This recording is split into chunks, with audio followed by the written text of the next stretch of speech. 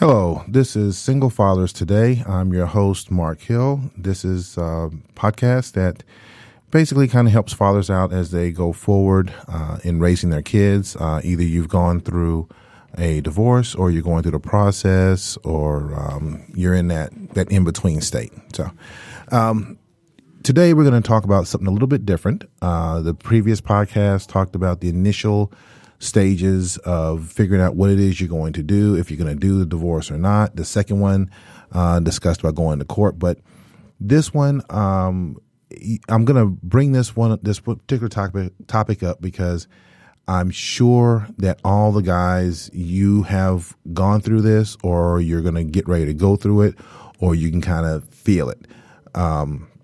And this is dealing with your friends when you're going through a divorce or in the process of it or contemplating it or whatever.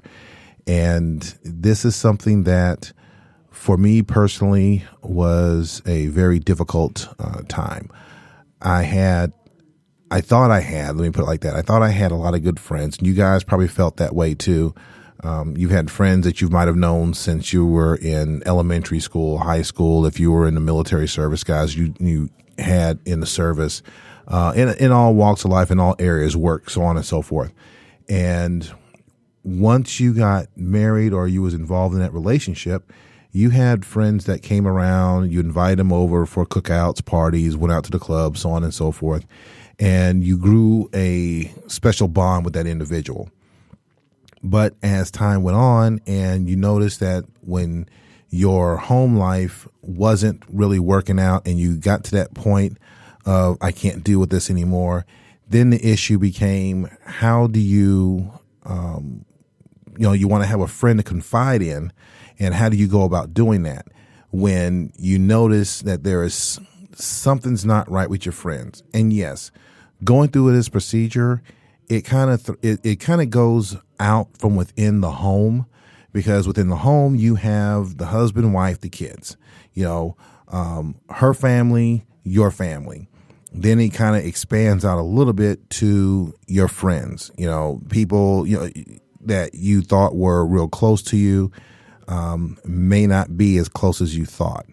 For me, I used to have, and I say there's two types of friends. You have your quality friends and you have your quantity friends. And your quantity friends are the ones that, hey man, I think you're cool. Let's hang out, come over to a party. You're expecting them to bring a whole bunch of stuff for the party and they're bringing a bag of chips, or a 6-pack of beer. Hey, I brought my stuff. Let me eat and drink everything up you have in the house. So you have those type of friends, but then you have those other ones that are going to be there with you no matter what. Good times, bad times. When you're at your lowest point, they were there to pick you up. Someone there to lean on you, to tell you, hey man, you got to get out of this funk. And it could have been that one person that says, hey, look, man, you got to cut bait. It's a hard decision to make. And a lot of times for a lot of guys, you don't want to give that up. You don't want to, but then when you cease, and as my friend told me, you're not yourself. When you cease to start being yourself, or when you look into that mirror and you don't recognize an individual, you have to make that change. So dealing with the friends, you have to look at, okay, what am I going to do? And with those individuals, you have to look at who is going to be there for you. When you're going through this process, what you're going to notice is that friends are not going to really want to hang out with you that much. They're not going to want to run with you or meet up with you for a beer or something along those lines. Well, I got this going on, or I got that going on. And then you start to notice that your ex, or soon to be ex, is spending more time with them than you are. And basically what they're trying to do is, it's difficult for them as well, because they're trying to figure out whose side to take. Now, if you look at it in society, the women tend to have that default set of everyone is going to be there for them, because, and not to offend if there's any women out there listening or spying in, a lot of people look at women, and it's throughout history, as the weaker part. So everyone tends to gravitate towards them and rally around them and figuring with the male, he's going to be all right. He's going to be okay. He'll figure it out. And what'll be frustrating for you is that you're going to find out, well, where the hell did all my friends go? You know, I may have had a friend that I've known since elementary school that I've been with and was my friend. And then I met this woman I got married to, and then the couples met up, and then everything goes to hell in the handbasket. You go through a divorce, and then then your so-called friend is now gravitating towards her side or towards her family. So the question is, how do you handle that? How do you deal with that? There's going to be a lot of anger. There's going to be a lot of frustration. You're going to be pissed. You're going to be ticked. What do you do? You know, the best thing that I found out was you have to rally around and find out who your true friends are. And you've heard that old saying that the cream rises to the top. Your true friends will rise to the top. They will be there. One of my close friends, he's still a good friend of mine to this day. You know, I do a lot of boating. He's a boating guy with me. And at my lowest point, he was the one that would tell me, hey, man, get out the house. Let's go on the lake. Let's go fishing. Let's go have a beer. And there might have been times where I don't want to do it. No, get your ass up. Let's go. You know, I have another friend of mine that lives out of state. You know, we served together in the military, and we talked all the time. He couldn't be here, you know, where I was at, but he was there to check up on me and talk to me. I had two other good friends that was with me through the whole process. They work with me in the automotive industry, and those two individuals were there for me, whatever I needed. There was things that they did for me that I didn't even know I needed, and they were there. So you have to make sure that you find your quality friends. The other ones, your quantity friends, you're going to have to cut them loose. You're going to have to, you know, you got to recognize it, understand it, see who they are. And you can't really, to a certain degree, you can't be mad at them. Even though it is an emotional time for you, you can't be mad at them, because if they're married and the couples are getting together, you got to look at his standpoint, because his wife might have been friends with your ex. So when all this stuff starts, he's going to gravitate to whoever his wife is gravitating towards, which usually is the woman, because he doesn't want to have any friction going on within his household, and he's going to leave you off to the side. And it's a difficult place to say, do you blame him because he's not standing by you, or do you understand it and acknowledge it and say, you know what, I got to cut you loose. You're going to have those decisions that you're going to have to make. For me, I had a lot of people that as I said before, that I cut loose. There was individuals that I was still friends with, but I didn't hang out with them or interact with them as much as I used to. And over time, that will start to fade. You won't have that bitterness, but you got to understand it, recognize it, and acknowledge it. And in some cases, you know, you may end up finding a whole new group of people. You may find, if you go to group counseling, or if you go to, I think it was a recovery, like a divorce recovery group, I think.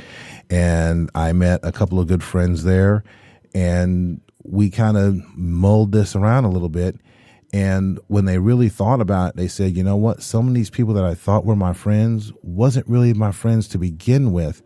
It was just a moment in time where we had a lot in common. We could hang out, party, have fun, but it could have been when there were, you know, families involved and couples involved, which I'm not saying is a bad thing, because when you're married and you're interacting with other families, that's that common bond that you guys have. But when that bond is broken, now that's when you really find out what that individual is really about, or what that person is really about.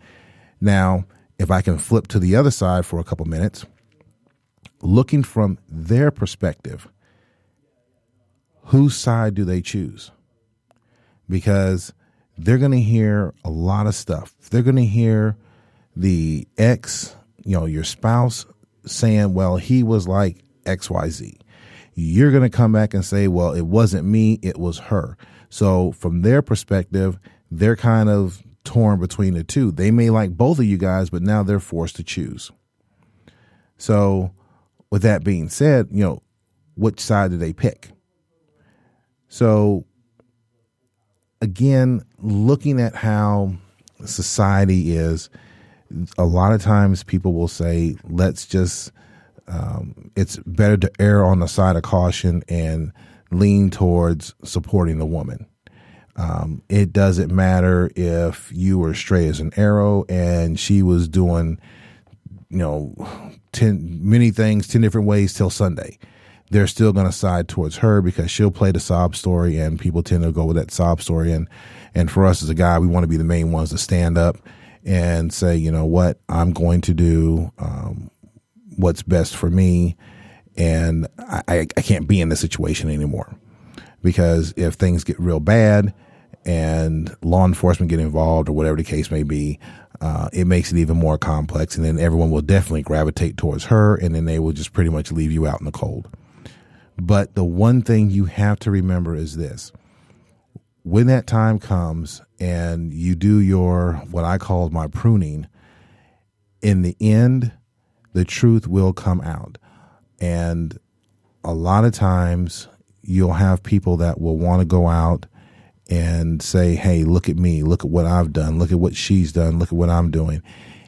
If you can resist that urge, which I know is difficult, the truth will come out, and in the end, they will sit there. People will look at it and say, you know what?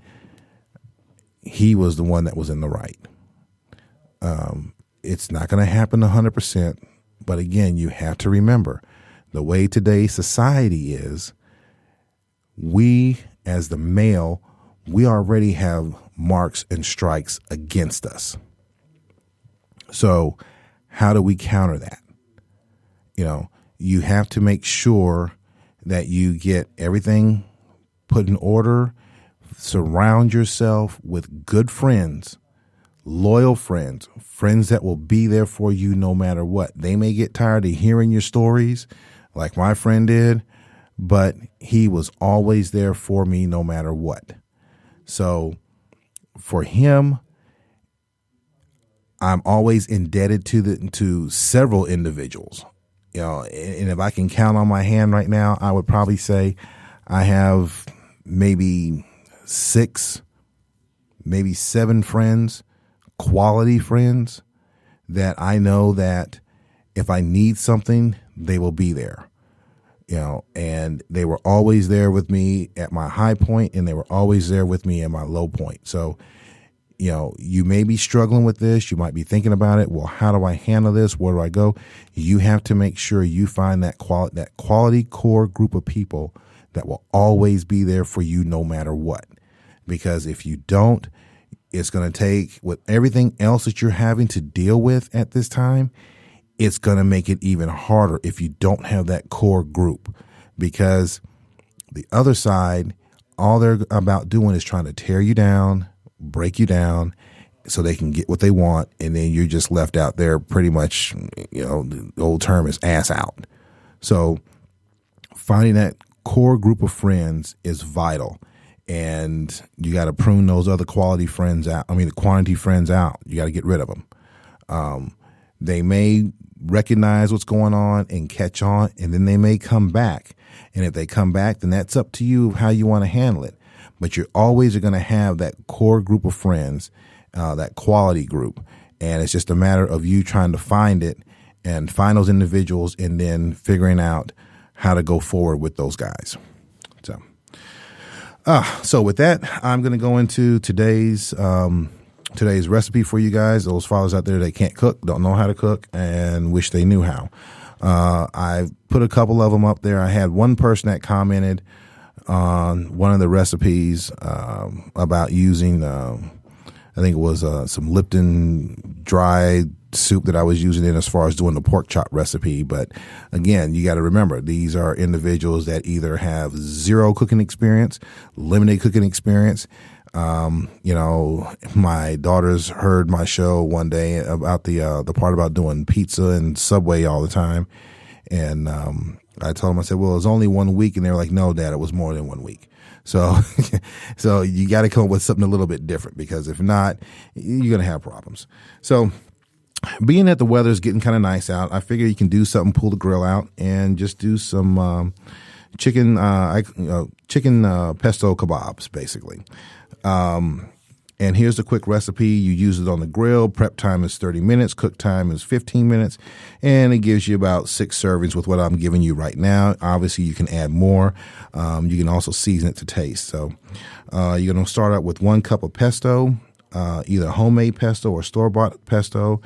I'd say get 1.5 pound of boneless, skinless chicken breasts.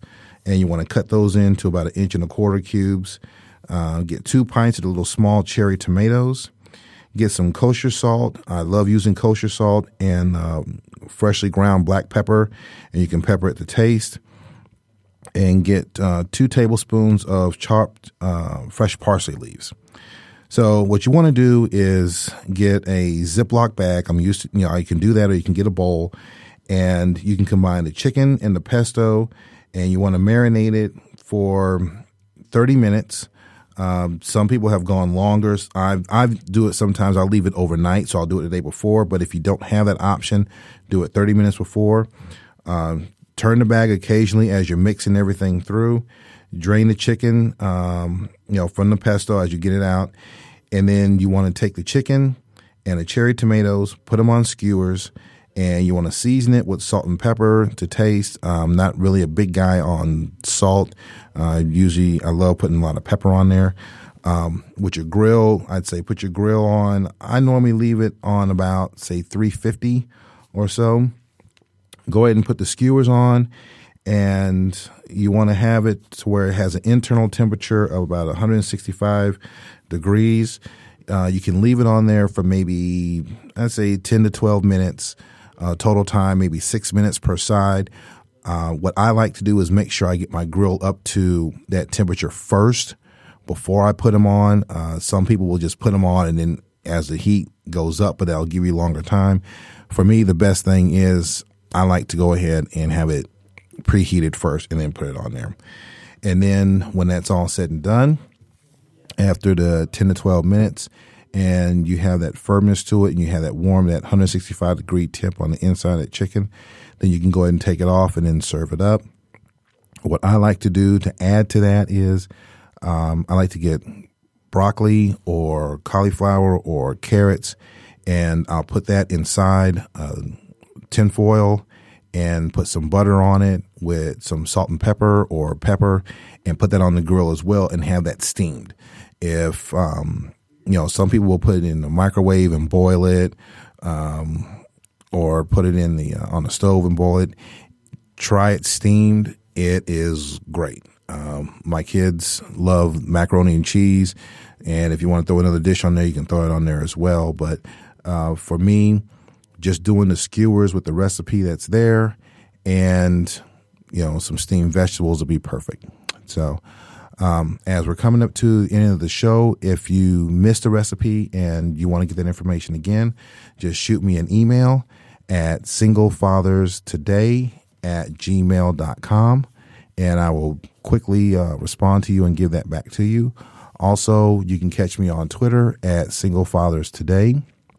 And again, give those out to you again, the email for the recipe, or if you have any questions or comments, or if you want to give me any ideas, it is singlefatherstoday@gmail.com, and on the Twitter feed at singlefatherstoday. So as we come to wrapping up this show, I wish you guys the best of luck. I am your host, Mark Hill, and I would like to thank you for listening. Take care and be well.